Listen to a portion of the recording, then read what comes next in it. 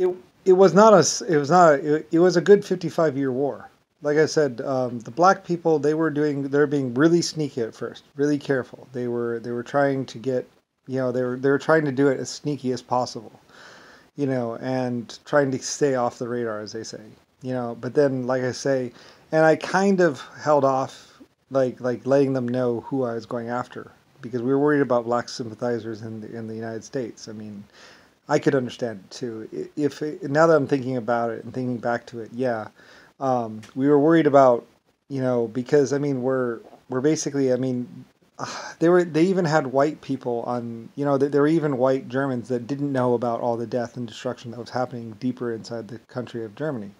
Like, we knew that what they were doing back in there, but they didn't know what they were doing back in there, and the black people were restricting all information, so they wouldn't know, because they wanted there to be a white wall, a white person wall between them. They're intending us to attack against white, and then they would, come in. So they were hiding back in there. There was like a whole 120,000 of them, about, black people all around this one little thing or whatever. Anyway, so we had to get in there. So and they were trying to stay behind, use them as human shields, basically. Very, very, very, very underhanded.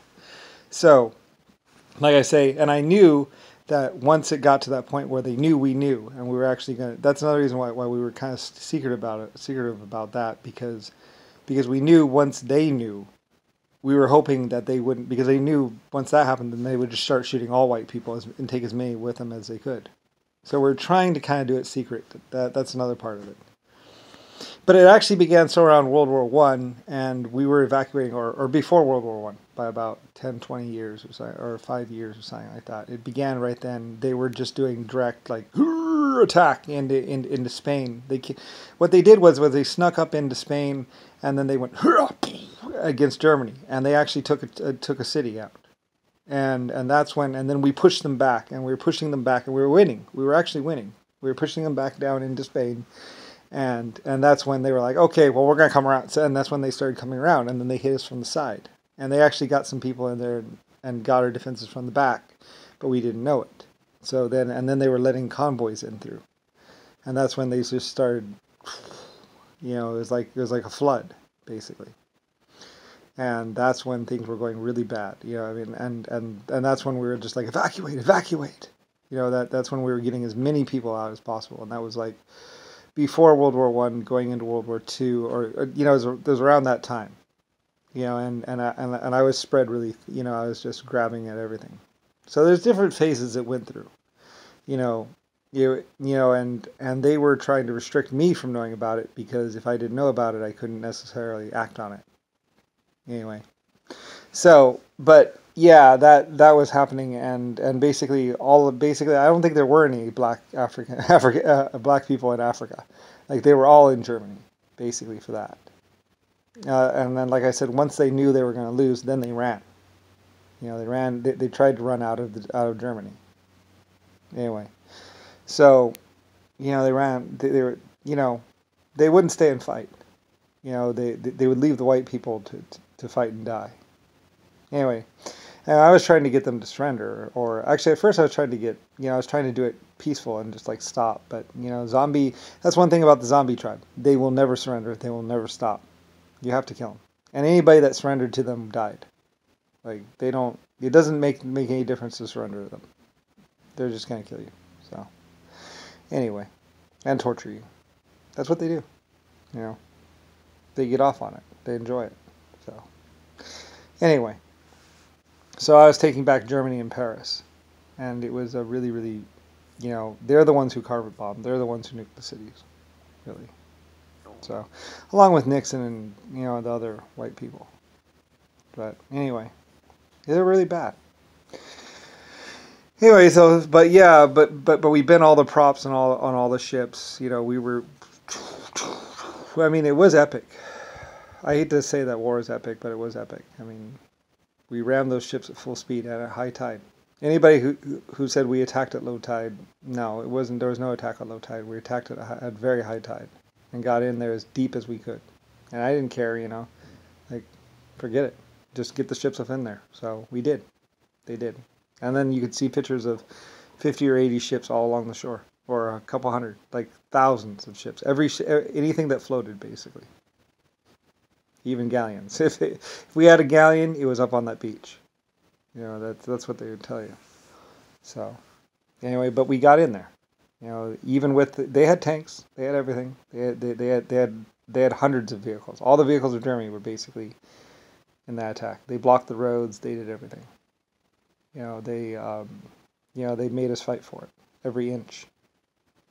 And at some point in time, I was like, good.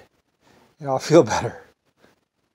Like, good, because, like, I mean, I was angry. I was really, because Germany had let them in. We had been nice. We'd given them financial aid. We'd given them houses. We'd even helped them get cars. We'd even helped them go to school and even get a job. And they had just, like, right on our back. So, you know, I mean, you know, in the end, like I said, I was screaming, no mercy. They don't deserve it. Because we were seeing all the bodies. The children, the women. It was the black people. Plain and simple. And it's not racist if it's true. So, if that's what they are, a horse is a horse. That's not saying that's racist. It's just a statement of fact. So, anyway.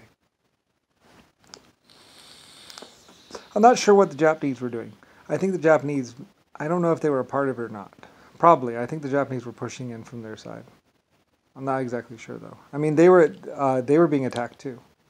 Like, everyone was being attacked. Like, I think the Japanese were losing the fight, too. If I'm right. They were being attacked and they were losing. Like, it was full on. You know, it was all hands on deck, as they say. You know, it was them or us. It wasn't our choice, it was their choice. So, you know, and I was the leader. I'm the leader of races and life forms. I'm not just the leader of white people. I just, you know, the white people, I'm a leader, and I'm of that sufficient caliber and quality that, you know, I was high enough ranking that, you know, I was the one doing, I was the only one that was really, and besides, who else is going to do it? And it was really, really big. So, anyway, and like I said, we had been investigating for 5 years, 7 years, 6 years, 7 years. So, anyway, yeah.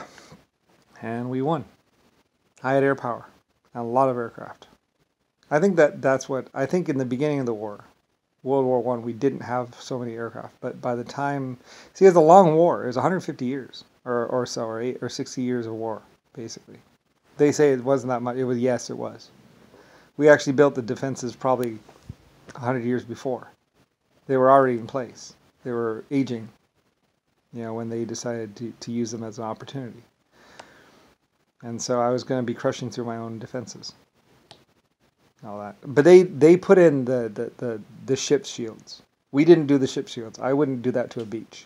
The black people did that. The black Germans. They put in the ship shields. But I was like, that's fine. I can plow through them.